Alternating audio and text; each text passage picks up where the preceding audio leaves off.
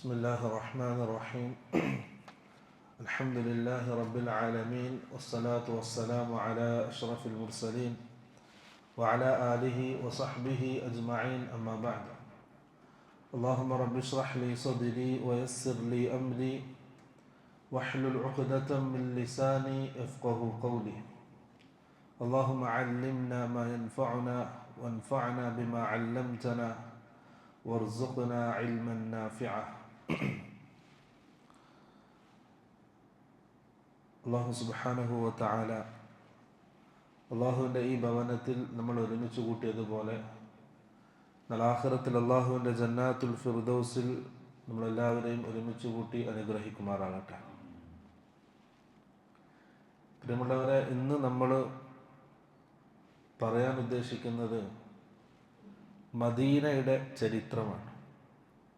മദീനയെ സംബന്ധിച്ചുള്ള ചരിത്രം. മദീനയുടെ ചരിത്രം ആരംഭിക്കുന്നത് റസൂൽ സല്ലല്ലാഹു അലൈഹി വസല്ലം മദീനയിലേക്ക് ഹിജറ പോയത് മുതലാണ് ഇസ്ലാമിക ചരിത്രം. അതിൻ്റെ മുമ്പ് മദീന യസ്രിബ് എന്നാണ് അറിയപ്പെടുന്നത്. യസ്രിബ് മദീനയിൽ ആദ്യം താമസമാക്കിയ ആൾക്കാർ അൽ അമാലിഖ എന്ന് പറഞ്ഞൊരു വിഭാഗമാണ്. അവർ അറബികളായിരുന്നു. അൽ അമാലിഖ അവർ താമസമാക്കി. പിന്നീട് അവർ ആ സ്ഥലം ഉപേക്ഷിച്ചു. കാരണം മദീന അങ്ങനെ മനുഷ്യന് ജീവിക്കാൻ പറ്റുന്നൊരു സ്ഥലമായിരുന്നില്ല. അവർ അത് ഉപേക്ഷിച്ചു, ആ നാട്. പിന്നീട് അവിടേക്ക് വരുന്നത് ജൂതന്മാരാണ്. ഷാമിൽ നിന്നും ആട്ടി ഓടിക്കപ്പെട്ട, അഥവാ ഫലസ്തീൻ, ഷാം എന്ന് പറഞ്ഞാൽ ഫലസ്തീൻ, ആ ഭാഗങ്ങൾ, മിസ്ർ, അവിടെ നിന്നൊക്കെ ആട്ടി ഓടിക്കപ്പെട്ട ജൂതന്മാർ അവർ യസ്രിബിനെ ലക്ഷ്യമാക്കി വന്നു. പിന്നീട് അവരാണ് അവിടെ താമസമാക്കിയത്. അവർ മദീനയിലേക്ക്, യസ്രിബിലേക്ക് വരാനുള്ളൊരു കാരണം തൗറാത്തിൽ യസ്രിബിനെ കുറിച്ച് പറയുന്നുണ്ട്. ഒരു പ്രവാചകൻ അവിടേക്ക് അഭയം തേടി വരുമെന്ന് തൗറാത്തിൽ പറയുന്നുണ്ട്. അത് കണ്ടിട്ട്, അത് മനസ്സിലാക്കിയിട്ടാണ് അവർ മദീനയിലേക്ക് എത്തുന്നത്. പ്രധാനപ്പെട്ട 3 ഗോത്രങ്ങളാണ്. ബനു ഖുറൈള, ബനു നളീർ, ബനു ഖൈനുഖ. ഈ 3 ജൂത ഗോത്രങ്ങളായിരുന്നു മദീനയിൽ ഉണ്ടായിരുന്നത്. അതിനുശേഷമാണ് അവിടേക്ക് ഖസ്റജ്, ഔസ് എന്നീ 2 അറബ് ഗോത്രങ്ങൾ വരുന്നത്. അപ്പോൾ മൊത്തം 5 ഗോത്രങ്ങളായിരുന്നു യസ്രിബിലെ താമസക്കാർ. ഈ ഔസും ഖസ്റജും, ഈ 2 ഗോത്രക്കാർ അവിടേക്ക് വന്നപ്പോൾ, അവർ അറബികളാണ്. ആദ്യം അവർ നല്ല ചേർച്ചയിലായിരുന്നു. ഈ ജൂതഗോത്രവുമായിട്ട് നല്ല ബന്ധത്തിലായിരുന്നു. അവർ അങ്ങനെ ഒന്നിച്ച് അവിടെ താമസിക്കുമ്പോൾ പിന്നെ ഔസും ഖസ്റജും മേൽക്കൊയ്മ നേടിയെടുത്തു. പിന്നെ അവരായി മദീനയുടെ മെയിൻ ആൾക്കാർ. ആ ഒരു സാഹചര്യം വന്നപ്പോൾ യഹൂദികൾ അവർക്കിടയിലുണ്ടായിരുന്ന ആ കരാറ് യഹൂദികൾ ലംഘിച്ചു. ജൂതന്മാരുടെ സ്വഭാവമാണ് ലംഘനം, ചതി, വഞ്ചന, അതവരുടെ സ്വഭാവമാണ്. അങ്ങനെയാണ് പിന്നീട് ഈ 3 ഗോത്രങ്ങൾ, ബനു നളീർ, ബനു ഖൈനുഖാ, ബനു ഖുറൈള, ഈ 3 ജൂത ഗോത്രങ്ങളും അതുപോലെ തന്നെ അറബികളുടെ 2 ഗോത്രം ഔസും ഖസ്റജും അവർ ശത്രുക്കളായി മാറുന്നത്. പിന്നീട് ഇടയ്ക്കിടയ്ക്ക് എന്ത് ചെയ്യും, അവർ തമ്മിൽ യുദ്ധങ്ങൾ ഉണ്ടായിക്കൊണ്ടേയിരുന്നു. ഇതാണ് മദീനയിൽ റസൂൽ സല്ലല്ലാഹു അലൈഹി വസല്ലം മദീനയിലേക്ക് എത്തുന്നതിൻ്റെ മുമ്പുള്ള മദീനയുടെ ഒരു ചരിത്രം. അവർ അങ്ങനെ അവിടെ താമസിച്ചു പോകുന്നു.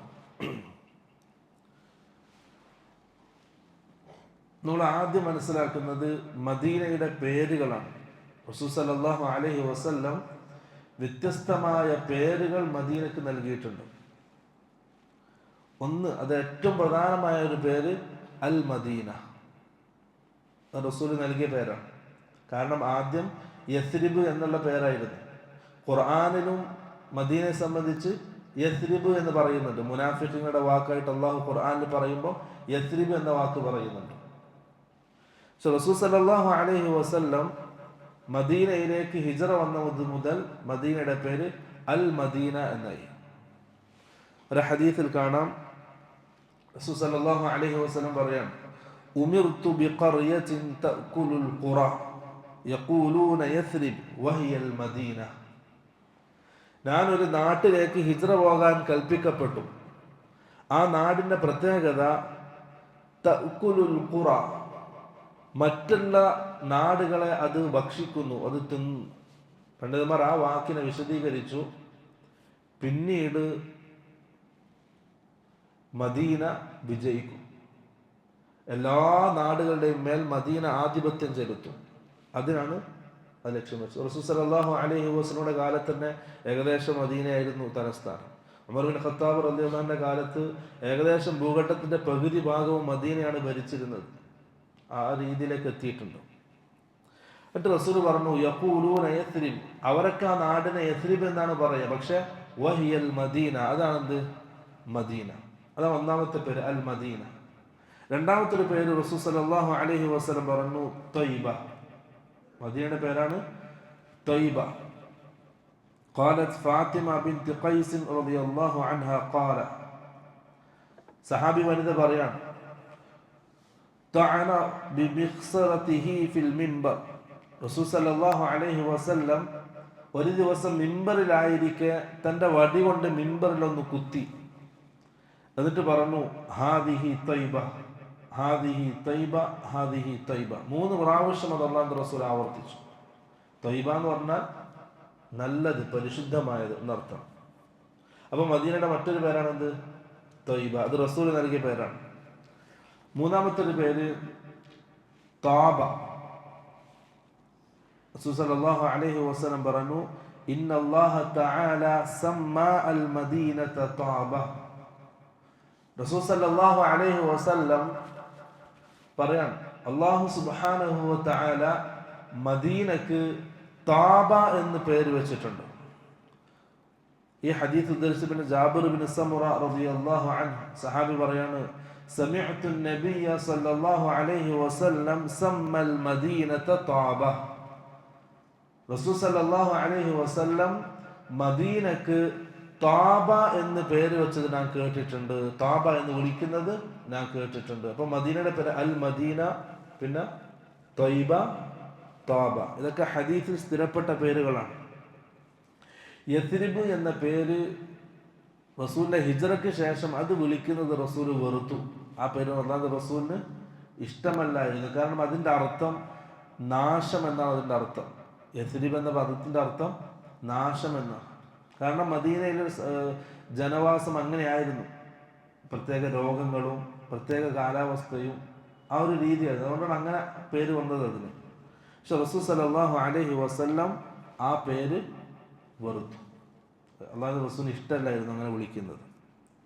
അപ്പൊ ഈ 3 പേരുകളാണ് ഹദീസിൽ മദീനക്ക് സ്ഥിരപ്പെട്ടു വന്നത്. അടുത്തത്, ഹദീസുകളിൽ ധാരാളം ശ്രേഷ്ഠതകൾ, ഫളായിലുകൾ മദീനയെ സംബന്ധിച്ച് റസൂൽ സല്ലല്ലാഹു അലൈഹി വസല്ലം പറഞ്ഞിട്ടുണ്ട്. ഒന്ന്, അല്ലാഹുവിന്റെ റസൂലിന് ഇഷ്ടപ്പെട്ട നാടായിരുന്നു. റസൂൽ സല്ലല്ലാഹു അലൈഹി വസല്ലം പറയാം, മക്കയെ സംബന്ധിച്ച് മക്കയിൽ നിന്നും ഹിജ്റ വരുന്ന സമയം ഒരു രാത്രിയാണ് റസൂൽ പുറപ്പെടുന്നത്. അപ്പം മക്കയുടെ ഒരു പ്രാന്തപ്രദേശത്തെത്തിയപ്പോൾ റസൂല് മക്കയിലേക്ക് തിരിഞ്ഞു നിന്നു, കഅബയിലേക്ക് തിരിഞ്ഞു നിന്നു. എന്നിട്ട് അല്ലാഹുവിന്റെ റസൂൽ പറഞ്ഞ വാക്കാണ്, മാ അത്യബകി, നീ എത്ര പരിശുദ്ധവതിയാണ്. മക്കയെ സംബന്ധിച്ച് പറയാം, മിൻ ബലദിൻ വ അഹബ്ബകി ഇലയ്യ, എനിക്ക് ഏറ്റവും ഇഷ്ടപ്പെട്ട പ്രിയപ്പെട്ട നാടാണ് നീ.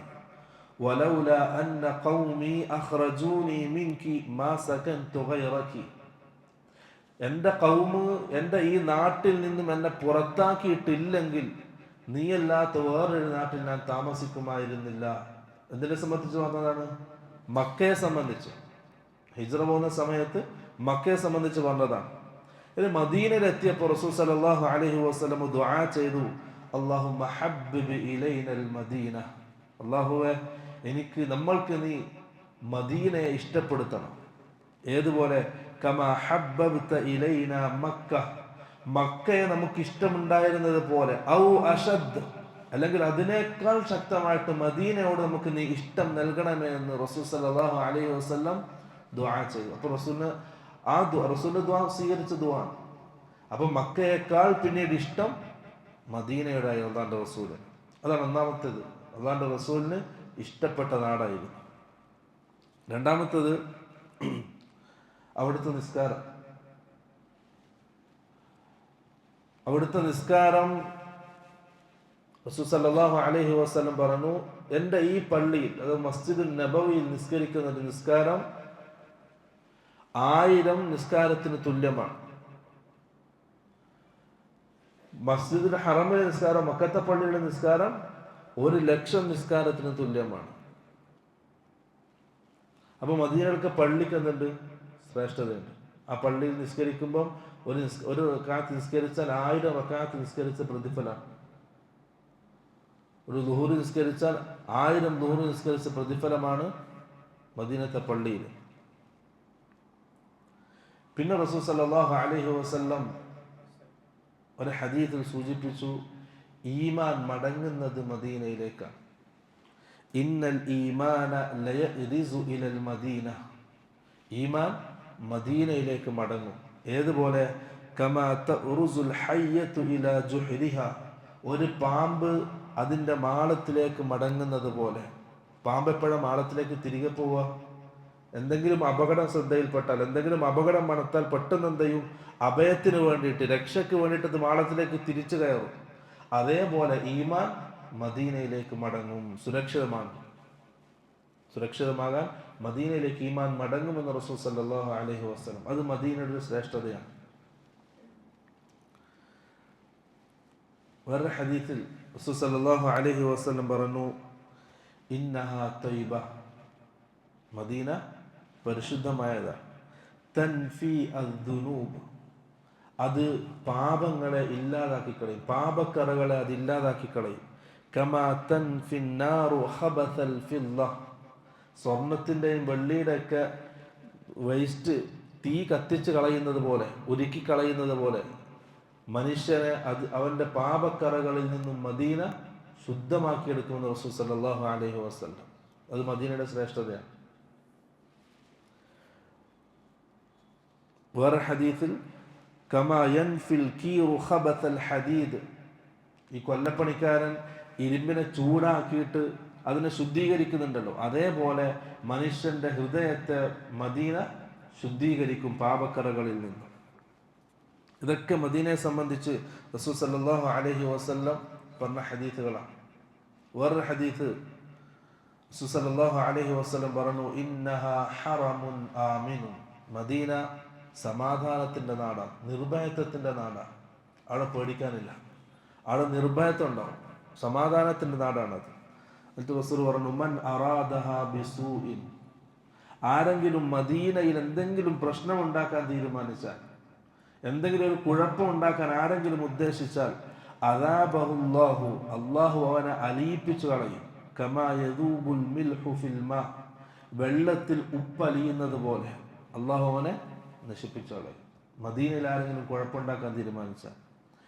വേറെ ഹദീസിൽ മൻ അഖാഫ അഹ്ലൽ മദീന, ആരെങ്കിലും മദീനക്കാരെ പേടിപ്പിച്ചാൽ, അവരെ ഉപദ്രവിച്ചാൽ, ളാലിമൻ ലഹും, അവർക്ക് എന്തെങ്കിലും അക്രമങ്ങൾ ഉണ്ടാക്കി, അല്ലെങ്കിൽ അവിടുത്തെ ആൾക്കാരെന്തെങ്കിലും പേടിപ്പിച്ചു, അങ്ങനെയാണെങ്കിൽ അഖാഫഹുല്ലാഹു, അല്ലാഹു സുബ്ഹാനഹു വതആല അവനെ പേടിപ്പിക്കും, അവനെ ഉപദ്രവിക്കും.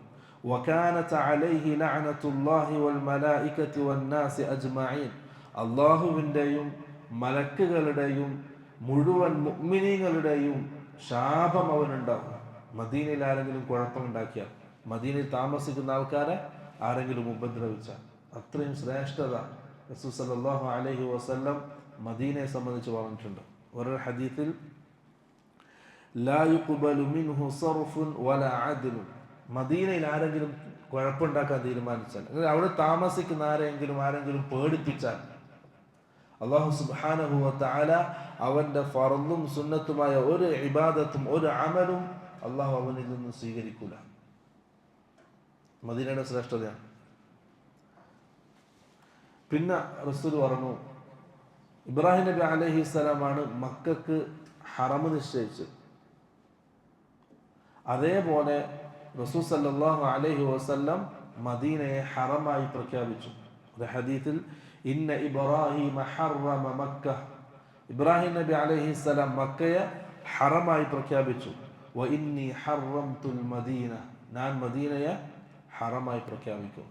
എന്നിട്ട് അതിൻ്റെ അതിര് പറഞ്ഞു, ഹറമിൻ്റെ അതിര് തെക്ക് വടക്ക് ഐർ സൗർ എന്ന രണ്ട് മലകളാണ്.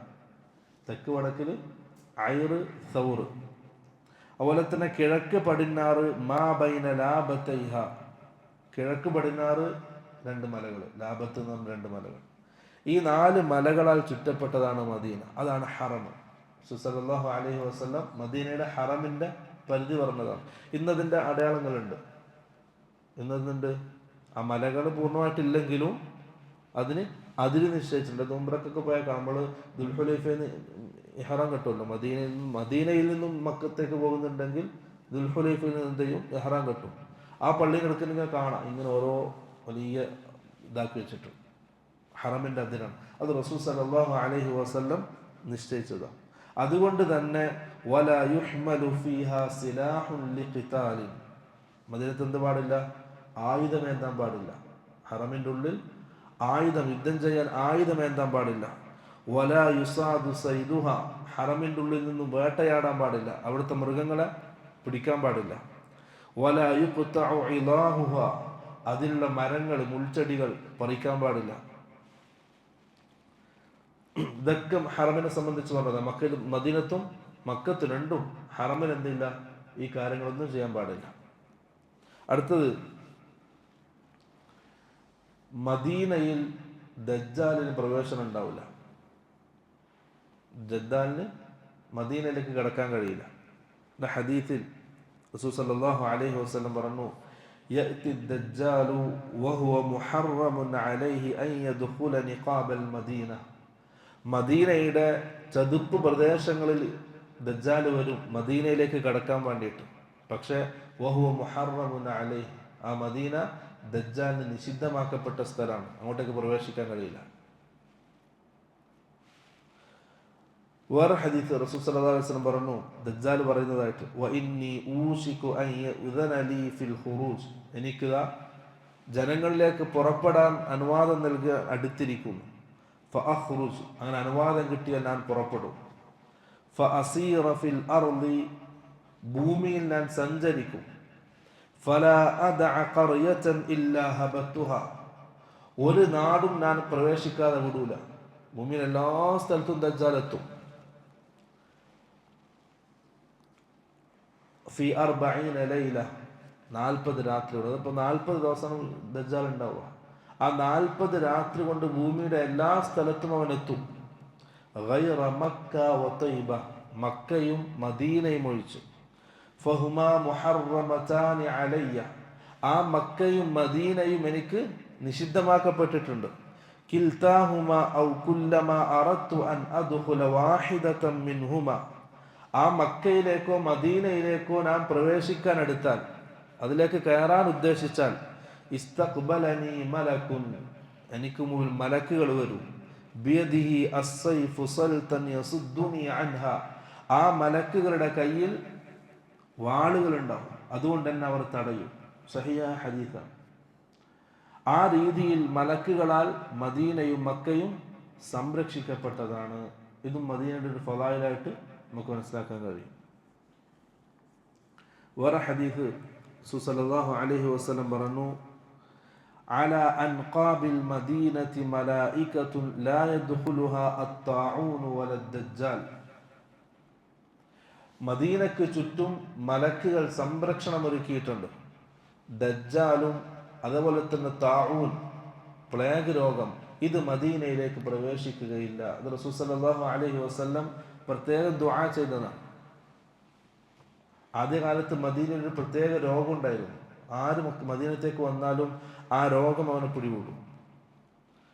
അതിൽ നിന്നും രക്ഷപ്പെടുക എന്നുള്ളത് വളരെ അപൂർവമാണ്. സഹാബാക്കൾ മദീനയിലേക്ക് ഹിജറ വന്നപ്പോൾ പകുതി ആൾക്കാർക്കും രോഗമുണ്ടായിരുന്നു. റസൂൽ സല്ലല്ലാഹു അലൈഹി വസല്ലം ദുആ ചെയ്തു. അങ്ങനെ ആ വബാ, ഇത് മദീനയിൽ നിന്നും ഉയർത്തപ്പെട്ടു. അങ്ങനെ ഖിയാമത്ത് നാൾ വരെ മദീനയിലേക്ക് എന്തില്ല, ആ രോഗം തിരിച്ചു വരൂല. അത് റസൂൽ സല്ലല്ലാഹു അലൈഹി വസല്ലം പ്രത്യേകം എടുത്തു പറഞ്ഞതാണ്.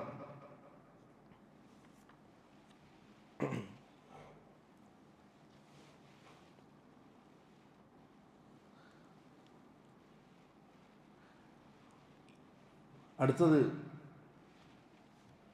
ഭൂമിയിൽ താമസിക്കാൻ ഏറ്റവും ഖൈറായ സ്ഥലം മദീനയാണ്. ഒരു മനുഷ്യൻ താമസിക്കാൻ ഏറ്റവും ഖൈറായ സ്ഥലം മദീനയാണ്. റസൂൽ സല്ലല്ലാഹു അലൈഹി വസല്ലം പറഞ്ഞു, യഅതി അലന്നാസി സമാനു, ജനങ്ങൾക്ക് പിന്നീട് ഒരു കാലഘട്ടം വരും. ആ കാലഘട്ടത്തിൽ യദ്ഉ റജുലു ഇബ്ന അമ്മിഹി വഖരീബഹു, ഒരാള് തൻ്റെ കുടുംബക്കാരെയൊക്കെ മദീനയിൽ നിന്നും വിളിക്കും. ഹലുമ്മ ഇലർ റഖാ, ഹലുമ്മ ഇലർ റഖാ, മദീനയിൽ താമസിക്കേണ്ട, അതിനേക്കാൾ നല്ല സ്ഥലം വേറെയുണ്ട്, താമസിക്കാൻ യോഗ്യമായ സ്ഥലം വേറെയുണ്ട്, നല്ല സുഖത്തിലും സൗകര്യത്തിലും ജീവിക്കാൻ പറ്റിയ സ്ഥലം വേറെയുണ്ട് എന്ന് പറഞ്ഞിട്ട് ഒരാളെന്ത് ചെയ്യും, മദീനയിൽ നിന്നും അവൻ്റെ കുടുംബക്കാരെ തിരിച്ചു വിളിക്കും. പക്ഷെ റസൂൽ സല്ലല്ലാഹു അലൈഹി വസല്ലം പറഞ്ഞു, ഫൽ മദീനത്തു ഖൈറുൽ ലഹും ലൗ കാനൂ യഅലമൂൻ, അവർ മനസ്സിലാക്കിയിരുന്നെങ്കിൽ മദീനയാണ് അവർക്ക് ഏറ്റവും ഖൈറായ സ്ഥലം ജീവിക്കാൻ. മദീനയിൽ പ്രത്യേക സുഖമാണ് മദീനയിൽ ജീവിക്കാൻ. അല്ലാഹുവിൻ്റെ റസൂൽ ആ രീതിയിൽ ദുആ ചെയ്തിട്ട് മദീനക്ക് വേണ്ടിയിട്ട്. വേറെ ഹദീസിൽ റസൂൽ സല്ലല്ലാഹു അലൈഹി വസല്ലം പറഞ്ഞു, ലാ യദഉഹാ അഹദുൻ റഗ്ബതൻ അൻഹാ, ഒരാള് മദീനയിൽ നിൽക്കാൻ പ്രയാസം, ആ വെറുത്തിട്ട് ആ മദീനയിൽ നിന്ന് മദീനയെ ഒരാൾ ഒഴിവാക്കിയാൽ, ഇല്ല അബ്ദല അല്ലാഹു ഫീഹാ മൻ ഹുവ ഖൈറും മിൻഹു, അല്ലാഹു സുബ്ഹാനഹു വ തആല ആ മദീനയിൽ താമസിക്കാൻ അവനേക്കാൾ ഖൈറായ ഒരാളെ കൊണ്ടുവരും. നമ്മൾ മദീനയെ വെറുത്തിട്ട് ഒഴിവായാൽ, അവിടുന്ന് താമസം മാറിയാൽ, നമ്മളെക്കാൾ ഖൈറായ ഒരാൾ അല്ലാഹു സുബ്ഹാനഹു വ തആല അവിടെ പകരം കൊണ്ടുവരും. നല്ലവർ മാത്രം മദീനയിൽ താമസിക്കാൻ കഴിയും. അത് റസൂൽ സല്ലല്ലാഹു അലൈഹി വസല്ലം പ്രത്യേകം എടുത്തു പറഞ്ഞ കാര്യങ്ങളാണ്.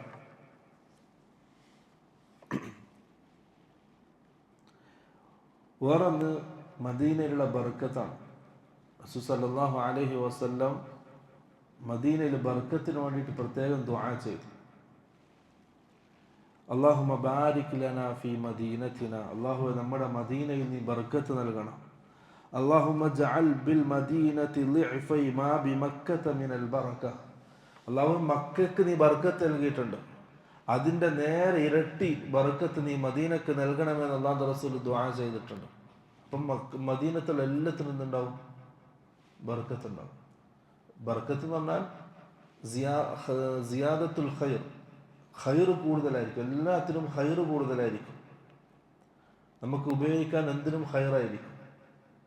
അത് റസൂൽ സല്ലല്ലാഹു അലൈഹി വസല്ലമയുടെ പ്രത്യേക ദുആ ആണ്.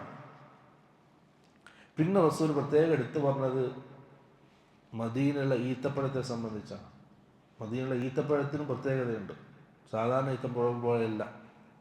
റസൂൽ പറഞ്ഞു, 2 തരം ഈത്തപ്പഴമാണ് മദീനത്ത് ഉണ്ടാവുക. 2 തരം ഈത്തപ്പഴം. ഒന്ന് അൽ അജ്വ അൽ ആലിയ. ആലിയ എന്ന് പറഞ്ഞാൽ അതൊരു ഉയർന്ന സ്ഥലമാണ്, പ്രദേശമാണ്. ഉമർ റളിയല്ലാഹു അൻഹു അവിടെയാണ് താമസിച്ചത്, ആലിയ എന്ന സ്ഥലത്ത്, മദീനത്ത്. ഉമർ റളിയല്ലാഹു അൻഹു ഇവിടെയൊക്കെ അവിടെയാണ്. ആ സ്ഥലത്ത് ഉണ്ടാകുന്ന ഈത്തപ്പഴം, അതിന് പ്രത്യേകത റസൂൽ സല്ലല്ലാഹു അലൈഹി വസല്ലം പറഞ്ഞിട്ടുണ്ട്. അല്ലാഹുവിൻ്റെ റസൂൽ പറഞ്ഞു, ഇന്ന ഫീ അജ്വൽ ആലിയ, ആലിയയിലുള്ള അജ്വ ഈത്തപ്പഴത്തിന് ഷിഫാഅൻ, അതിലെന്തുണ്ട്, ഷിഫാ ഉണ്ട്. ഔ ഇന്നഹാ തിരിയാബുൻ അവ്വലൽ ബുക്റ, ആരെങ്കിലും പ്രഭാതത്തിൽ രാവിലെ ആ അജ്വ ഈത്തപ്പഴം തിന്നാൽ അതവന് രോഗത്തിന് ഷിഫയാണ്, അവൻ്റെ രോഗം അതിലൂടെ ഷിഫയാക്കപ്പെടും. അതൊരു വലിയ മരുന്നായിട്ട് ഉപയോഗിക്കാൻ പറ്റും അജ്വ ഈത്തപ്പഴം. വേറെ ഹദീസിൽ, മൻ തസബ്ബഹ കുല്ല യൗമിൻ 7 തംറാത്തിൻ അജ്വ, ആരെങ്കിലും രാവിലെ പ്രഭാതത്തിൽ 7 അജ്വ ഈത്തപ്പഴം തിന്നാൽ,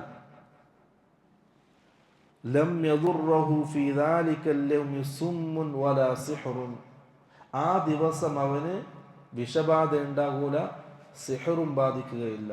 സഹിഹായ ഹദീസാണ്. മദീനയിലെ ഈത്തപ്പഴത്തിൻ്റെ ഫദ്ൽ റസൂൽ സല്ലല്ലാഹു അലൈഹി വസല്ലം പറഞ്ഞത്. പക്ഷെ നമ്മൾ ഇന്ന് അജ്വ എന്ന് പറഞ്ഞിട്ട് കുറേ തരം ഈത്തപ്പഴം ഉണ്ട് മാർക്കറ്റിൽ. എല്ലാത്തിനും കിട്ടൂല, അതൊക്കെ പറ്റിക്കലാണ്. മദീനയിൽ ഈ പറയപ്പെട്ട ആ ഈത്തപ്പഴത്തിൽ എന്തുള്ളൂ? ആ ശ്രേഷ്ഠ അജ്വ അൽ ആലിയ, ആലിയയിൽ കിട്ടുന്ന അജ്വ ഈത്തപ്പഴം. അത് റസൂൽ സല്ലല്ലാഹു അലൈഹി വസല്ലം പ്രത്യേകം എടുത്തു പറഞ്ഞതാണ്. വേറൊരു ഹദീസിൽ റസൂൽ സല്ലല്ലാഹു അലൈഹി വസല്ലം പറഞ്ഞു, മദീനയിൽ മരണപ്പെടാൻ നിങ്ങൾക്ക് സാധിക്കുമെങ്കിൽ നിങ്ങൾ അതിന് പരിശ്രമിക്കുക. സഹാബാക്കളൊക്കെ, കുറേ സഹാബാക്കൾ മദീനയിൽ മരണപ്പെടാൻ ആഗ്രഹിച്ചു.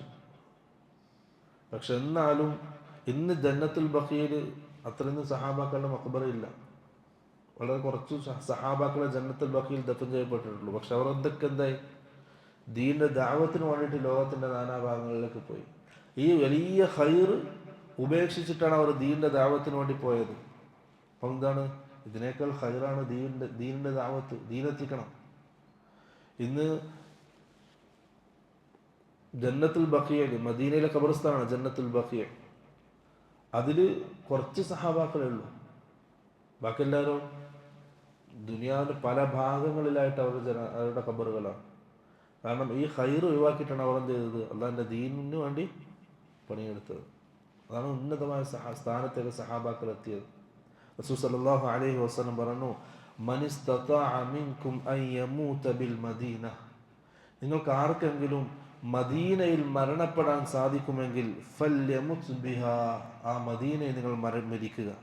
കാരണം ഫഇന്നി അശ്ഫഉ ലഹു, ഖിയാമത്ത് നാളിൽ ഞാൻ അവന് പ്രത്യേകമായിട്ട് ശഫാഅത്ത് ചെയ്യും. ഔ അഷ്ഹദു ലഹു, അല്ലെങ്കിൽ അവന് വേണ്ടി ഞാൻ സാക്ഷി നിൽക്കുമെന്ന് റസൂൽ സല്ലല്ലാഹു അലൈഹി വസല്ലം. അപ്പോൾ മദീനയിൽ മരിക്കുന്നതിന് എന്തുണ്ട്? ഫضലുണ്ട്. ഉമർ ബിൻ ഖത്താബ് റളിയല്ലാഹു അൻഹു, അദ്ദേഹത്തിൻ്റെ ദുആ, അല്ലാഹുമ്മ ർസുഖ്നി ഷഹാദതൻ ഫീ സബീലിക്, മറുതാൻ്റെ ദുആ, അല്ലാഹുവേ നിന്റെ മാർഗത്തിൽ ഷഹീദാൻ നീ എനിക്ക് സൗഭാഗ്യം നൽകണം. വജഅൽ മൗതി ഫീ ബലദി റസൂലിക്, എൻ്റെ മരണം നിന്റെ റസൂലിൻ്റെ നാട്ടിലായിരിക്കണം. ഇത് ഉമറുല്ലാൻ്റെ ദുആ. രണ്ടും എന്തായി? സ്വീകരിക്കപ്പെട്ട ദുആയി. ഷഹീദായിട്ടാണ് മരണപ്പെട്ടത്, അല്ലാഹുവിൻ്റെ റസൂലിൻ്റെ നാട്ടിലാണ് മരണപ്പെട്ടത്. ഇതാണ് ഏകദേശം മദീനയെ പറ്റിയിട്ട് അതിൻ്റെ ഫളായിലായിട്ട് റസൂൽ സല്ലല്ലാഹു അലൈഹി വസല്ലം പറഞ്ഞ ഹദീസുകൾ ധാരാളമുണ്ട്. ഞാൻ ചുരുക്കി പറഞ്ഞതാണ്. നമ്മൾ നോക്കേണ്ടത്, മദീനയിൽ നമ്മളിപ്പോൾ മദീനയിലേക്ക് പോയാൽ അവിടെ നമ്മൾ സന്ദർശിക്കാനും മശ്റൂആയ സ്ഥലങ്ങളുണ്ട്. എവിടേക്കാണ് നമ്മൾ പോകേണ്ടത്? ഒന്ന് അൽ മസ്ജിദുൻ നബവി, റസൂൽ സല്ലല്ലാഹു അലൈഹി വസല്ലമയുടെ പള്ളി മസ്ജിദുൻ നബവി. 2 മസ്ജിദ് ഖുബ, 3 ജബൽ ഉഹുദ്, ജബൽ ഉഹുദും അവിടുത്തെ മഖ്ബറത്തു ഷുഹദാഇ ഉഹുദ്, ഉഹുദിൽ ഷഹീദായ സഹാബാക്കളുടെ മഖ്ബറ സിയാറത്ത് മശ്റൂആണ്. പിന്നെ വാദി അൽ അഖീഖ്, ഉഹുദിൻ്റെ താഴ്വരയിൽ ഉഹുദിൻ്റെ ചേർന്നുള്ളൊരു താഴ്വരയാണ് വാദി അൽ അഖീഖ്. അതിൻ്റെ ഷാദിനെ സംബന്ധിച്ച് പറയാം. പിന്നെ ജന്നത്തുൽ ബഖിയ. ഈ 5 സ്ഥലങ്ങളാണ് നമ്മൾ സന്ദർശിക്കാനുള്ളത് മദീനയിൽ. മറ്റൊന്നിനും വലിയ പ്രത്യേകതകളൊന്നുമില്ല. ഈ പറയപ്പെട്ട 5 സ്ഥലങ്ങൾ. ഇപ്പം ഒന്നാമത്തത് മസ്ജിദുൻ നബവി. നമുക്ക് ഓരോന്നിനെ സംബന്ധിച്ച് എന്ത് ചെയ്യാം? കുറച്ച് പറയാം. 5 സ്ഥലങ്ങളെ സംബന്ധിച്ച് കുറച്ച് പറയാം. ഒന്ന് മസ്ജിദുൻ നബവി. മസ്ജിദുൻ നബവി റസൂൽ സല്ലല്ലാഹു അലൈഹി വസല്ലം മദീനയിലേക്ക് വന്നതിന് ശേഷം നിർമ്മിച്ച ആദ്യത്തെ പള്ളിയാണ്. മദീനയിലേക്ക് എത്തിയതിന് ശേഷം നിർമ്മിച്ച ആദ്യത്തെ പള്ളി. അതുപോലെ തന്നെ നബിമാരുടെ കൈകളാൽ നിർമ്മിക്കപ്പെട്ട അവസാനത്തെ പള്ളിയും മസ്ജിദുൻ നബവിയാണ്. കാരണം അതിൻ്റെ മുമ്പൊക്കെ പ്രവാചകന്മാരുടെ കൈകളാൽ നിർമ്മിക്കപ്പെട്ട കുറേ പള്ളികളുണ്ട്. അവസാനമായിട്ടൊരു പ്രവാചകൻ നിർമ്മിച്ച പള്ളിയാണ് മസ്ജിദുൻ നബവി. കാരണം റസൂൽ സല്ലല്ലാഹു അലൈഹി വസല്ലമക്ക് ശേഷം വേറൊരു പ്രവാചകനില്ല. റസൂൽ പറഞ്ഞു, ഫഇന്നി ആഖിറുൽ അംബിയ, അംബിയാക്കന്മാരിൽ ഞാനാണ് അവസാനത്തെ ആള്. വഇന്ന മസ്ജിദി ആഖിറുൽ മസാജിദ്, എൻ്റെ ഈ പള്ളി അംബിയാക്കൾ നിർമ്മിച്ച അവസാനത്തെ പള്ളിയാണ്. ഒന്ന് കഅബ, മസ്ജിദുൽ ഹറാം, അതുപോലെ തന്നെ മസ്ജിദുൽ അഖ്സ. ഇതൊക്കെ അറിയപ്പെട്ട അമ്പിയാക്കന്മാർ നിർമ്മിച്ച പള്ളികളാണ്. അതല്ലാത്തതുകൊണ്ട് ചരിത്രത്തിൽ അറിയപ്പെടുന്നതൊക്കെയാണ്. കാബയുടെ ഇൻഷാല്ല കാബയുടെയും മക്കയുടെയും ചരിത്രം നമുക്ക് ഇൻഷാല്ല വേറെ ദിവസം വിശദീകരിക്കാം ഇൻഷാ അല്ലാഹ്. പിന്നെ റസൂൽ സല്ലല്ലാഹു അലൈഹി വസല്ലം ആ പള്ളിയെ സംബന്ധിച്ച് പറഞ്ഞു, സലാത്തുൻ ഫീ മസ്ജിദി ഹാദാ ഖൈറും മിൻ അൽഫി സലാത്തിൻ ഫീമാ സിവാഹു. എൻ്റെ ഈ പള്ളിയുള്ള നിസ്കാരം ഇതല്ലാത്ത മറ്റ് പള്ളികളിൽ നിസ്കരിക്കുന്നതിനേക്കാൾ 1000 മടങ്ങ് പ്രതിഫലമുള്ളതാണ്. ഇല്ലൽ മസ്ജിദ് അൽ ഹറാം, മസ്ജിദ് അൽ ഹറാം ഒഴിച്ച്. മസ്ജിദ് അൽ ഹറാമിൽ 1,00,000 പ്രതിഫലമാണ്. നമ്മൾ സാധാരണ പോവും, ആൾക്കാർ ഉംറക്കൊക്കെ പോവും. ഇപ്പോൾ മദീനത്തേക്ക് സിയാറത്തിന് വേണ്ടി വരും. നമ്മൾ മനസ്സിലാക്കേണ്ടത്, നമ്മുടെ നാട്ടിൽ ഇപ്പോൾ ഉംറ, ഹജ്ജ് ഇതൊക്കെ ഇബാദത്ത് എന്തുമായി ബന്ധപ്പെട്ടതാണ്? മക്കയുമായി ബന്ധപ്പെട്ടതാണ്. മദീനക്ക് എന്തില്ല? ഈ രീതിയിലുള്ള യാതൊരു അമലും മദീനത്തില്ല. മദീനത്തുള്ളത് ഈ 5 സ്ഥലങ്ങളാണ്. അത് സന്ദർശിക്കാൻ സിയാറത്തിനുള്ള സ്ഥലങ്ങളാണ്. ഞാൻ പറഞ്ഞ 5 സ്ഥലങ്ങൾ സിയാറത്തിനുള്ളത്. മറ്റൊരു ഇബാദത്ത് എന്തില്ല? മദീനയിലില്ല. പക്ഷെ നമ്മുടെ നാട്ടിൽ സാധാരണ പറയലെന്താ? മദീന. എല്ലാവർക്കും മദീന മദീന. ആരും മക്കൾക്ക് ആരും പറയും. ഇപ്പോൾ ഒരാൾ ഉംറക്ക് പോവാണ്, ഇലൽ മദീന, അവൻ്റെ സ്റ്റാറ്റസ് ദാ പുണ്യ പ്രവാചകന്റെ മദീനയിലേക്ക്. അവൻ പോകുന്നിടത്തേക്ക് ഉംറക്ക്, ഉംറ ഹജ്ജ് മക്കത്തല്ലേ. അത് അങ്ങനെ ഉണ്ടാക്കിയെടുത്തതാണ് ആൾക്കാർ. മദീനത്തെ പള്ളിക്ക് 1000 പ്രതിഫലമാണ്, മക്കത്തെ പള്ളിക്കോ 1,00,000. ഇവിടുന്ന് ആൾക്കാർ ഉംറക്ക് പോകും. നല്ല ഹോട്ടലിൽ റൂമുണ്ടാവും, പള്ളീൻ്റെ അടുത്തായിരിക്കും ഹോട്ടൽ. ജുമാക്കൊക്കെ പള്ളിയിൽ പോകും, മറ്റുള്ള വക്തിനോ റൂമിൽ നിസ്കരിക്കുന്ന ആൾക്കാരുണ്ട്, അല്ലെങ്കിൽ റൂമിൻ്റെ അടുത്ത ഹോട്ടലിലെ മുസല്ലയിൽ നിസ്കരിക്കുന്ന ആൾക്കാരുണ്ട്. വലിയ അബദ്ധമാണ് ചെയ്യുന്നത്. ജീവിതത്തിൽ നമ്മളെപ്പോലത്തെ ആൾക്കാർക്ക് എപ്പോഴെങ്കിലും കിട്ടുന്നൊരു അവസരമാണ് മസ്ജിദുൽ നബവി നിസ്കരിക്കുക എന്നുള്ളത്, അല്ലെങ്കിൽ മക്കത്തെ പള്ളിയിൽ നിന്ന് നിസ്കരിക്കുക എന്നുള്ളത്. ആ വലിയൊരു പ്രതിഫലം നഷ്ടപ്പെടുത്താണ് ശരിക്കും. നമ്മൾ അവിടെ മദീനത്തുണ്ടാകുന്ന സമയത്ത് മസ്ജിദുൽ ഗമാമ എന്നൊരു പള്ളിയുണ്ട്. കുറേ പള്ളികളുണ്ട്, ചുറ്റുന്ന കുറേ പള്ളികളുണ്ട്. അവിടെ ഇശാ നിസ്കരിക്കാൻ ഞാൻ കയറി പോവാണ്. അപ്പോൾ അവിടുത്തെ ഇമാം പറഞ്ഞു, എന്ത് ചോദിച്ചു? നമ്മൾ നിസ്കരിക്കാനാണ്. അവിടെ 1000 പ്രതിഫലമുള്ള സ്ഥലമുണ്ട്, അവിടെ പോയിക്കോ. നിങ്ങൾക്കൊന്നും പിന്നെ ജീവിതത്തിൽ ചിലപ്പോൾ എന്ത് ചെയ്യില്ല, അവസരം കിട്ടിക്കൊള്ളുന്നിട്ട് ആ ഇമാമ് നമ്മളെ തിരിച്ചയച്ചു മസ്ജിദ് നബവിയിലേക്ക്. നമ്മളിങ്ങനെ നമ്മുടെ മനസ്സ് പുതുമ ആഗ്രഹിക്കലാണ് ഇതിലോ ഒരിങ്ങനെ. അത് കാരണം മസ്ജിദ് നബവിന്റെ ചുറ്റുഭാഗത്ത് തന്നെ ഓരോ ചരിത്ര സംഭവവുമായി ബന്ധപ്പെട്ട കുറേ പള്ളികളുണ്ട്. റസൂൽ നിസ്കരിച്ച സ്ഥലം, അബൂ സിദ്ദീഖ് നിസ്കരിച്ച സ്ഥലം, റസൂലിന് മേഘം തണലായി നിന്ന സ്ഥലം, അവിടെയൊക്കെ പള്ളികളുണ്ട്. അപ്പം ഈ അമീറന്മാർ എന്ത് ചെയ്യും? ഇങ്ങനെ ചരിത്രം പറഞ്ഞു കൊടുത്തിട്ട് ഓരോ പള്ളിയിലേക്ക് ഇങ്ങനെ കൂട്ടി കൊണ്ടുപോകും. ശരിക്കും വലിയൊരു ഹൈറാണ് അവിടെ നഷ്ടപ്പെടുത്തുന്നത്. അപ്പം മദീനത്തും മക്കത്തും അഥവാ എത്തിപ്പെട്ടിട്ടുണ്ടെങ്കിൽ അള്ളാഹുവിന്റെ തൗഫീഖോടുകൂടി മസ്ജിദുൽ ഹറാമിലും മസ്ജിദുൽ നബവിയിലും മാത്രം നിസ്കരിക്കാൻ പാടുള്ളൂ. ആ പ്രതിഫലം ഒരിക്കലും നഷ്ടപ്പെടുത്താൻ പാടില്ല. ഒരു വക്തിന് പോലും എന്ത് ചെയ്യാൻ പാടില്ല, നഷ്ടപ്പെടുത്താൻ പാടില്ല. 2, മസ്ജിദുൽ നബവിയുടെ നിർമ്മാണം. റസൂൽ സല്ലല്ലാഹു അലൈഹി വസല്ലം മദീനയിലേക്ക് വന്ന് ആദ്യം തുടങ്ങുന്നത് എന്താണ്? മസ്ജിദുൽ നബവിയുടെ നിർമ്മാണം. അതിന് ആ സമയത്ത് റസൂല് പള്ളി നിർവഹിക്കുന്ന സമയം അതിൻ്റെ ചുറ്റുമതിൽ ഇഷ്ടികയായിരുന്നു, മൺകട്ടയായിരുന്നു ചുറ്റുമതിൽ. തൂണ് ഈത്തപ്പഴത്തിൻ്റെ ഇതായിരുന്നു. മേൽക്കൂര ഈന്തപ്പനയുടെ ഓല മേനതായിരുന്നു. അതാണ് അള്ളാഹു റസൂലിൻ്റെ പള്ളി ഉണ്ടായിരുന്നത്. ആ സ്ഥലം അള്ളാഹു നിശ്ചയിച്ച സ്ഥലമാണ്. റസൂൽ സല്ലല്ലാഹു അലൈഹി വസല്ലം തിരഞ്ഞെടുത്ത സ്ഥലമല്ല. റസൂൽ മദീനയിലേക്ക് വന്നു. സഹാബാക്കൾ ഓരോ ആൾക്കാരും റസൂലിനെ ക്ഷണിക്കുകയാണ്. പക്ഷെ റസൂൽ സല്ലല്ലാഹു അലൈഹി വസല്ലം പറഞ്ഞു, ഖസ്വ എന്ന ഒട്ടകത്തിലാണ് റസൂൽ വന്നത്. റസൂൽ സല്ലല്ലാഹു അലൈഹി വസല്ലം ഹജ്ജിന് പോയതും ആ ഒട്ടകത്തിലാണ്. ആ ഒട്ടകം കൽപ്പിക്കപ്പെട്ടിട്ടുണ്ട് എവിടെയാണ് നിൽക്കേണ്ടത്. ആ ഒട്ടകം നിന്ന സ്ഥലമാണ് ഇന്ന് മസ്ജിദ് നബവി ഉള്ള സ്ഥലം. അപ്പൊ അതായത് ആദ്യത്തെ പള്ളി. പിന്നീട് ഹിജ്റ 7-ാം വർഷം ഖൈബർ യുദ്ധം നടന്നു.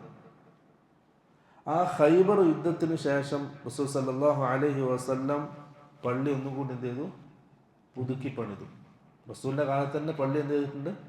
പുതുക്കി പണിതു. ഹിജ്റ 7-ാം വർഷം. റസൂൽ സല്ലല്ലാഹു അലൈഹി വസല്ലം വഫാത്തായത് ഹിജ്റ 11-ന്. ഹിജ്റ 11-ാം വർഷമാണ് റസൂൽ സല്ലല്ലാഹു അലൈഹി വസല്ലം വഫാത്താകുന്നത്. ഹിജ്റ 7-ാം വർഷം ഖൈബർ യുദ്ധത്തിന് ശേഷം ആ പള്ളി ഒന്ന് പുതുക്കി പണിതു. പിന്നീട് ഉമർ റളിയല്ലാഹുവിന്റെ കാലം ഹിജ്റ 17-ാം വർഷം ഒന്നുകൂടി പുതുക്കി പണിതു, കുറച്ച് വലുതാക്കി. ഹിജറ 17-ാം വർഷം. പിന്നീട് ഉസ്മാൻ റളിയല്ലാഹുവിൻ്റെ കാലം ഹിജറ 29-ാം വർഷം. ഉസ്മാൻ റളിയല്ലാഹുവിൻ്റെ കാലത്ത് ഒന്നുകൂടി വലുതാക്കി.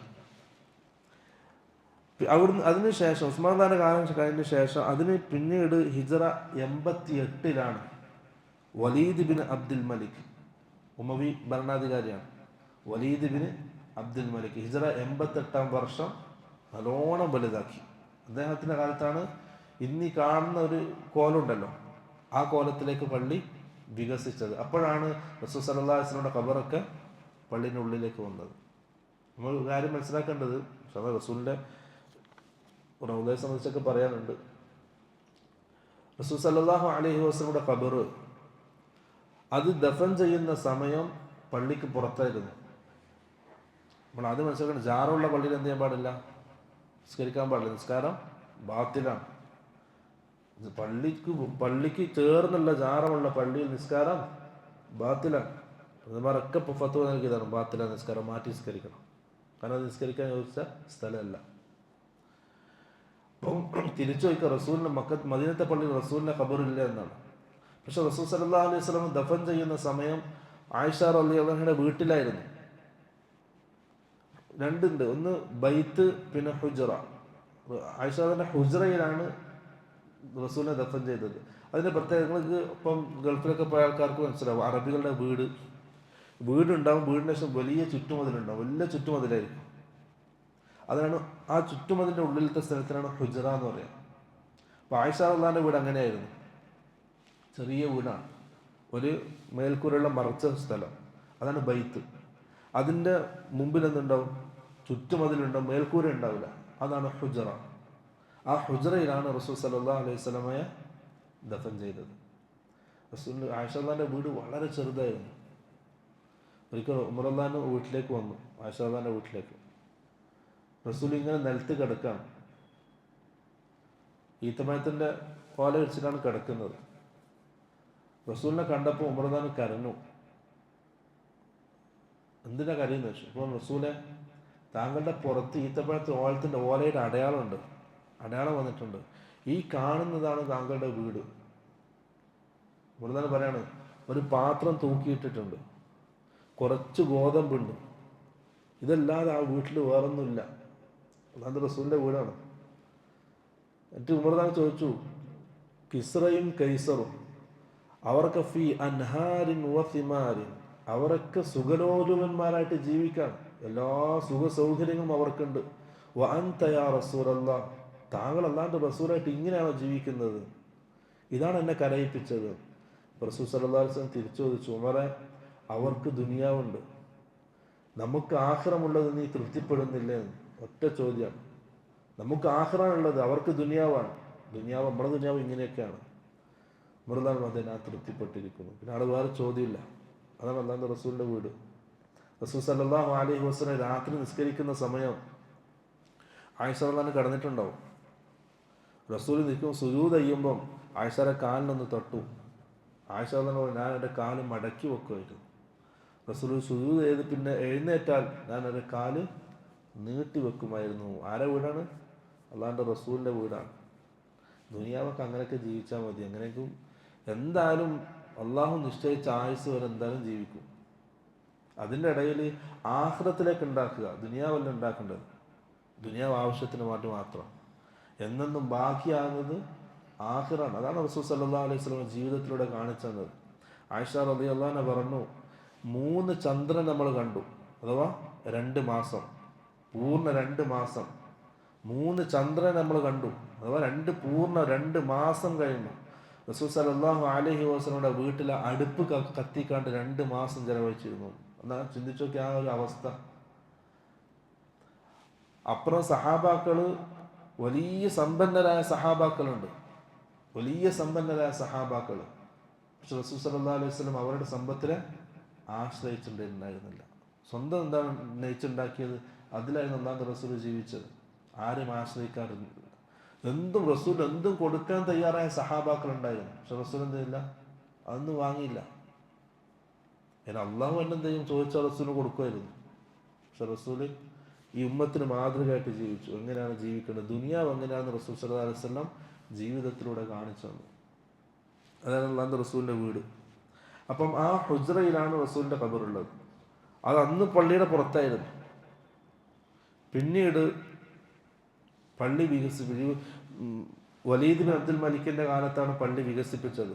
ആ സമയത്താണ് ഹുജ്റ ഷരീഫ് പള്ളിക്കകത്താകുന്നത്. പക്ഷെ അതെന്തില്ല, അതിനുശേഷം അവിടെ ഭിത്തികൾ മാത്രമേ ഉള്ളൂ. റസൂലിൻ്റെ ഖബർ ഇങ്ങനെയാണ്, ത്രികോണത്തിലാണ്. അത് ചതുരം വന്ന് ബാക്കി ത്രികോണമാണ്. ആ രീതിയിലാണ് ആ സൈഡിലുള്ള മതിലുള്ളത്. അത് റസൂലിന്റെ ഖബറിനെ സംരക്ഷിക്കാൻ വേണ്ടി ആക്കിയതാണ്. അവിടെ എന്തില്ല, അവസാനം ആ ഖബർ കണ്ട ആൾ പറയാണ്, സഹാബ് പറയാണ്, ഞാനത് നോക്കിയപ്പോൾ അവിടെ പൊന്തി നിൽക്കുന്നതായിട്ട് ഒന്നും കണ്ടിട്ടില്ല, അത് സമമായിരുന്നു.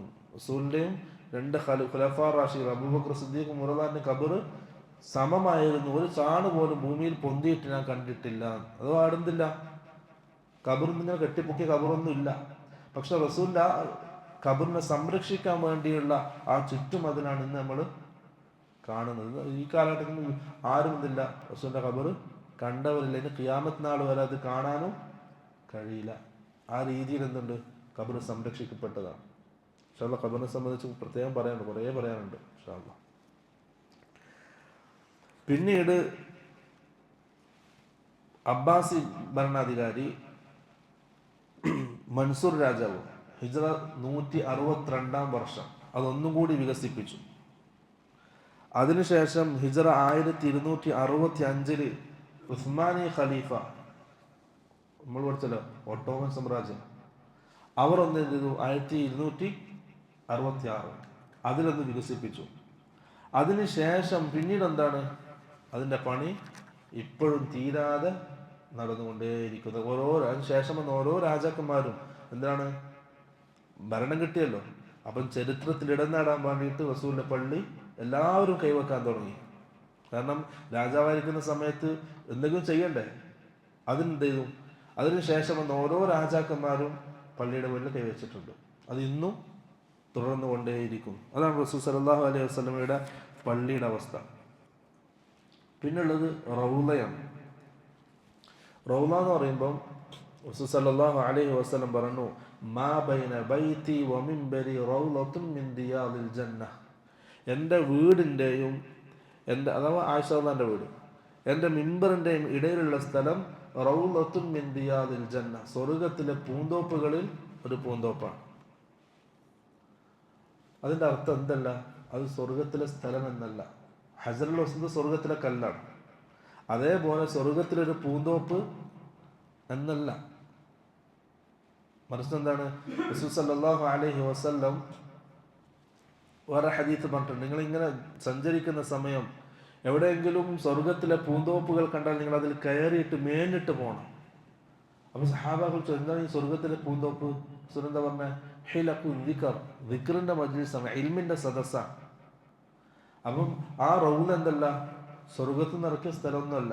റസൂൽ അങ്ങനെ അതിനെ വിശേഷിപ്പിച്ചു. എന്നാൽ അവിടെ പ്രത്യേകമായ ഇബാദത്തുകളൊന്നും മശ്റൂഉണ്ടോ? ഇല്ല. അവിടെ പ്രത്യേകമായിട്ട് നിസ്കരിക്കുന്നതൊന്നും ഇല്ല. പക്ഷെ ഇന്നൊന്നുണ്ട്, നമുക്കവിടെ നിസ്കരിക്കാനൊരു സൗകര്യം നൽകുമെന്നല്ലാതെ. അപ്പം അവിടെ നിസ്കരിച്ചു എന്നൊരു സംതൃപ്തി മുഅ്മിനീങ്ങൾക്ക്, അല്ലാതെ പ്രത്യേകമായിട്ടൊരു ഇതില്ല, ഇബാദത്തും അവിടെ പഠിപ്പിക്കപ്പെട്ടിട്ടില്ല. ഈ റൗള എന്ന് പറഞ്ഞ റസൂലിന്റെ ഖബറല്ല. അത് ഇന്ന് റൗള ഷരീഫ് കാണിക്കണമെന്ന് അവർ ഉദ്ദേശിക്കുന്ന ഖബറാണ്. ഖബറിന് റൗള എന്നല്ല പറയുന്നത്. ഖബറിൻ്റെയും അതുപോലെ തന്നെ ഖബറിൻ്റെ അല്ല, റസൂലിൻ്റെ വീടിൻ്റെയും മിമ്പറിൻ്റെയും ഇടയിലുള്ള ഒരു സ്ഥലം, അതാണ് റൗള എന്ന് റസൂൽ സല്ലല്ലാഹു അലൈഹി വസല്ലം വിശേഷിപ്പിച്ചത്. ഇനി പള്ളി നമുക്ക് ഇന്ന് പോയാൽ 3 മിഹ്റാബ് കാണാൻ കഴിയും. പള്ളി മിഹ്റാബ് എന്ന് പറയുമ്പോൾ നിസ്കരിക്കുന്ന സ്ഥലം, അത് 3 കാണാൻ കഴിയും. ഒന്ന് റസൂൽ നിസ്കരിച്ച സ്ഥലമാണ്, അതായത് റസൂൽ നിസ്കരിക്കാൻ ഉപയോഗിക്കുന്ന സ്ഥലം. 2 ഇന്ന് കാണുന്ന മിമ്പറിൻ്റെ വലതു ഭാഗത്തുള്ള സ്ഥലം, മിമ്പറിൻ്റെ വലതു ഭാഗത്ത്. അതെന്താണ്, ഹിജ്റ 948 സുലൈമാൻ അൽ ഖാനൂനി എന്ന ഭരണാധികാരി നിർമ്മിച്ച മിഹ്റാബാണത്.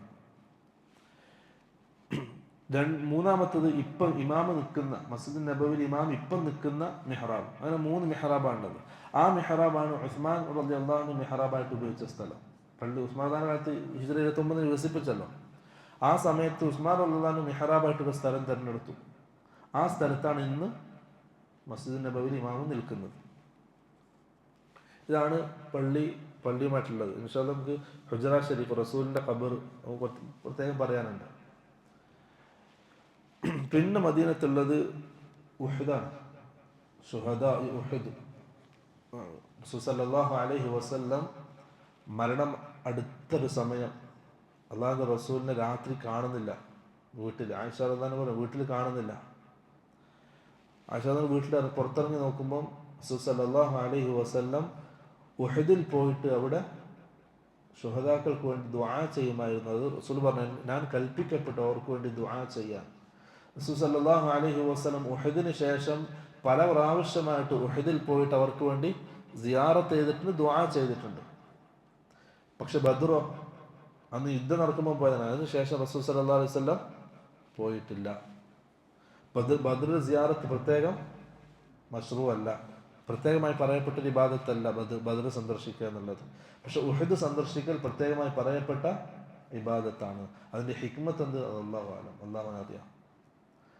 ഇനിയിപ്പം നമ്മുടെ നാട്ടിൽ പോകുന്ന ആൾക്കാർ ബദ്ർ കാണാൻ പോകുന്നുണ്ട്. എന്തിന്? സ്ഥലം കാണാമെന്ന നിലയിൽ മാത്രം. അതിനെന്തില്ല, ഒരു ഇബാദത്തുള്ള പ്രത്യേകമായ മശ്റൂആയ കാര്യമേ അല്ലെന്ന് പ്രത്യേകം മനസ്സിലാക്കുക. പക്ഷെ ഉഹദ് അങ്ങനെയല്ല.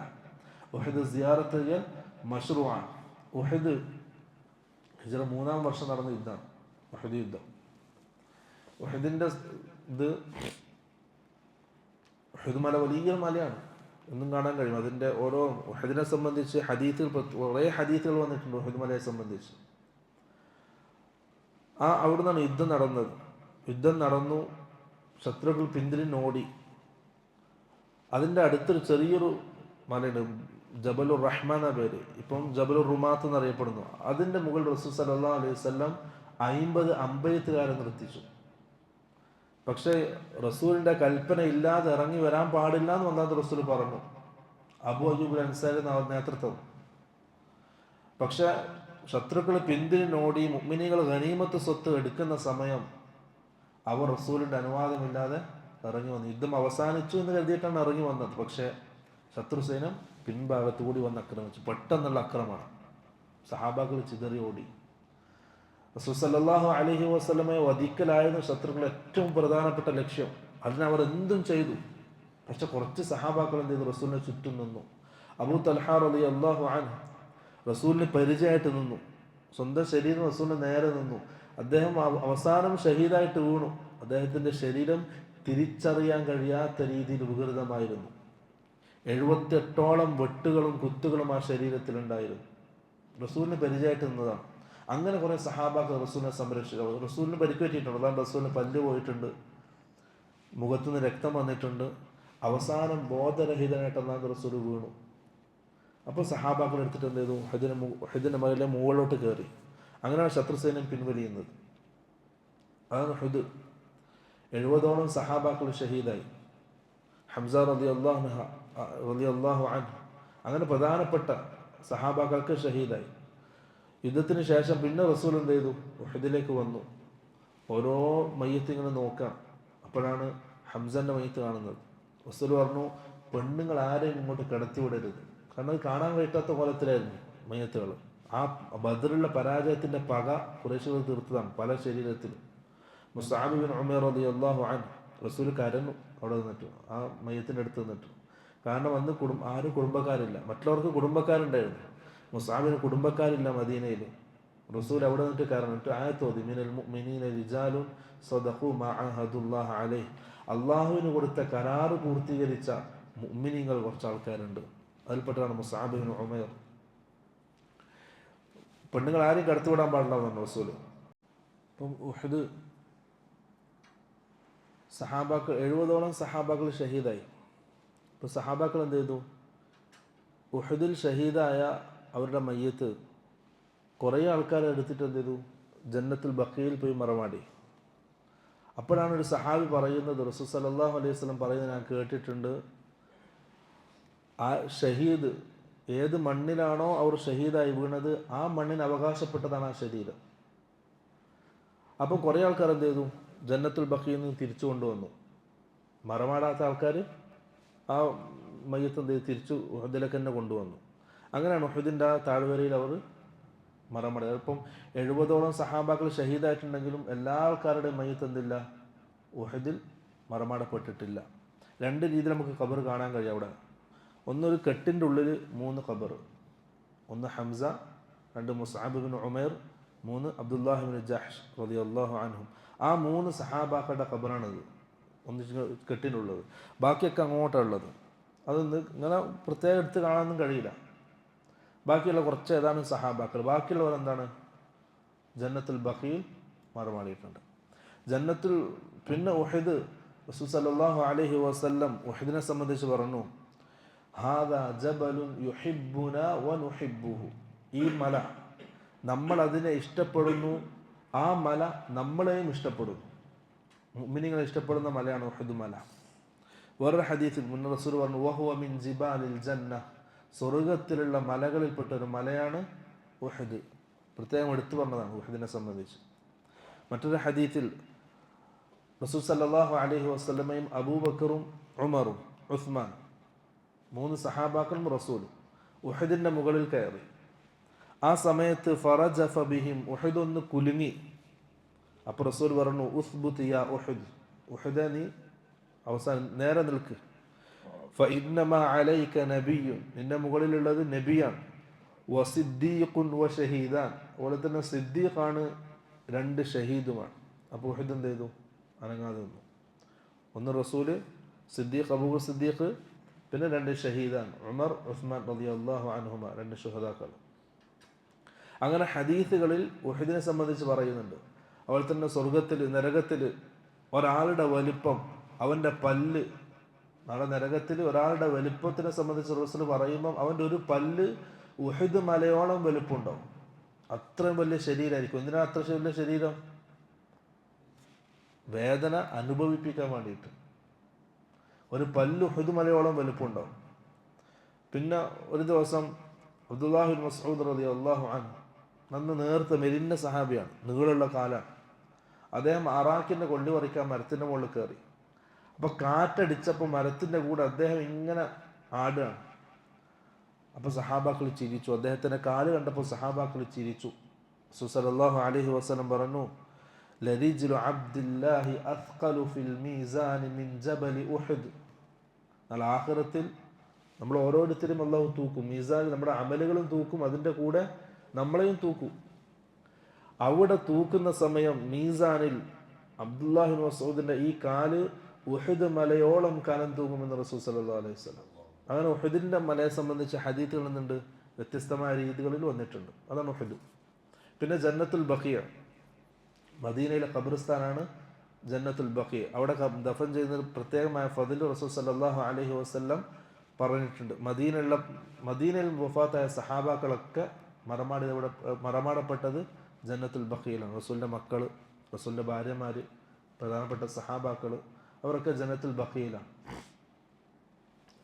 ഉസ്മാൻ റളിയല്ലാഹു അൻഹു, ഇപ്പം നമ്മൾ പോയാൽ ജന്നത്തുൽ ബഖിയിലേക്ക് കയറുമ്പോൾ തന്നെ ഇടതും വലതുമായിട്ടാണ് പ്രധാനപ്പെട്ട സഹാബാക്കളുടെ ഖബർ. കാരണം ആദ്യം സഹാബാക്കളാണ്.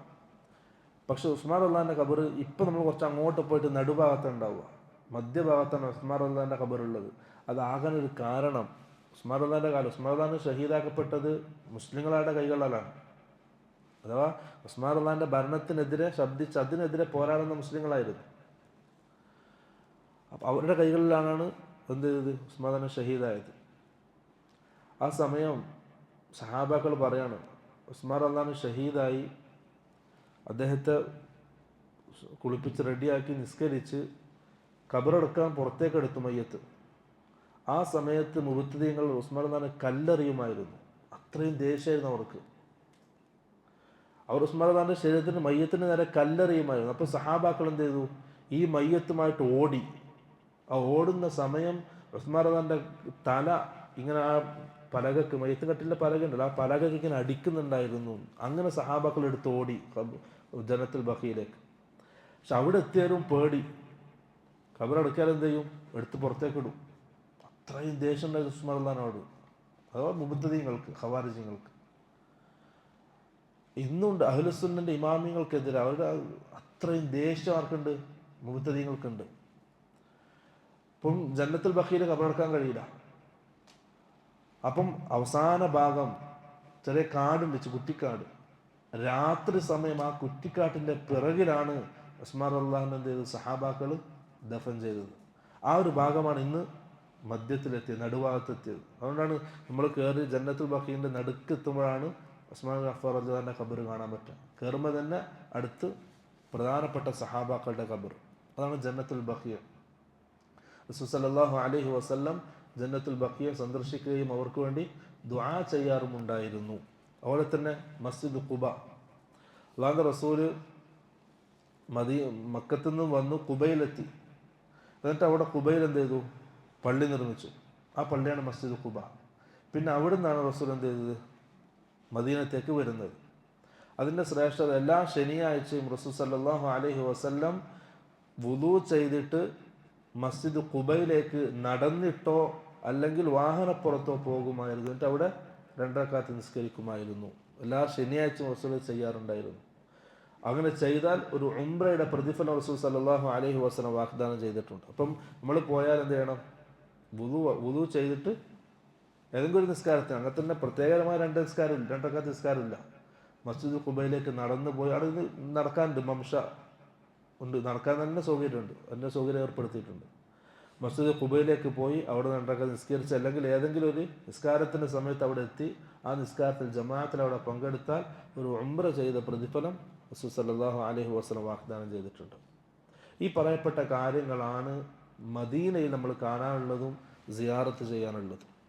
മറ്റൊന്നും ഇതില്ല, മശ്റൂആക്കപ്പെട്ടിട്ടില്ല എന്ന് മനസ്സിലാക്കി. ഇത് ചെറിയൊരു ചരിത്രം. ഇൻഷാ അല്ലാഹ് നമുക്ക് പിന്നെ വരുന്ന ദിവസങ്ങളിൽ മക്കയെ സംബന്ധിച്ചും കഅബയെ സംബന്ധിച്ചും പറയാം ഇൻഷാ അല്ലാഹ്. അല്ലാഹു സുബ്ഹാനഹു വ തആല അവൻ്റെ ദീൻ മനസ്സിലാക്കാനും പഠിക്കാനും ഉൾക്കൊള്ളാനും നല്ല തൗഫീഖ് നൽകാൻ അനുഗ്രഹിക്കുമാറാകട്ടെ. വആഖിറു ദഅവാനാ അൽഹംദുലില്ലാഹി റബ്ബിൽ ആലമീൻ. അസ്സലാമു അലൈക്കും വറഹ്മത്തുള്ളാഹി വബറകാതുഹു.